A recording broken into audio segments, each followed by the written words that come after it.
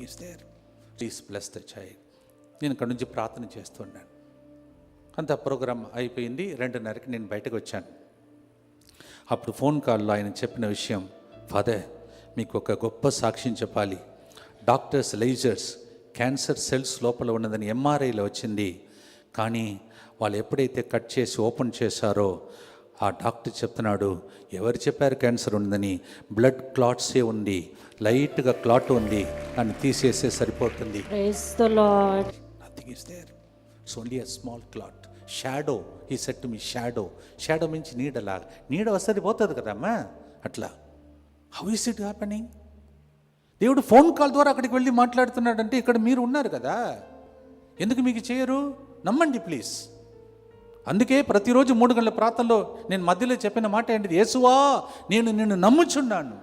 Jesus I trust in you. That's not a small word. ఏదో కటకటని చెప్పడం కాదు.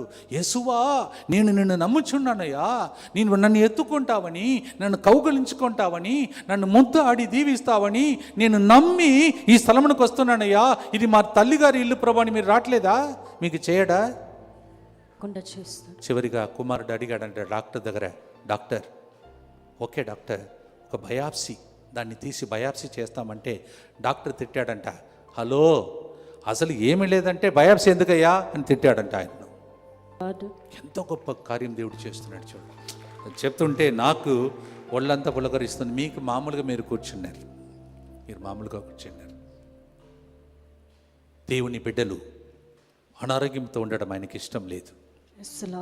మీరు ఏడ్చుకుంటూ కన్నీళ్లు కార్చి మీ పిల్లలతో పాటు మీరు వేదన దుఃఖముతో ఉండేది దాన్ని మీరు తీసుకువచ్చి, అయ్యా ఇది నా కొడుకు జీవితం, నా కూతురు జీవితం, నా ఆర్థిక ఇబ్బందులు, నాకు సంతాన వరం లేకుండా బాధపడుతున్న అవమానమయ్యా, అందరు పిల్లలతో తిరుగుతుంటే అమ్మా నానా అని వాళ్ళందరూ దేవుని గుంట మీకోసం కొట్టుకొని, తండ్రి ఈ బిడ్డలు నా హృదయం దగ్గరికి వచ్చి ఉన్నారు, వీళ్ళు హృదయ భారముతో వెళ్ళకూడదని కిందికి దిగి వచ్చి మిమ్మల్ని ఎత్తుకొని మీ విన్నపములతో తండ్రి దగ్గరికి తీసుకుని వెళ్ళి తండ్రి ద్వారా కౌగటిని ఇచ్చి మిమ్మల్ని దీవించి పంపించే రోజుకు పేరే శుక్రవారం.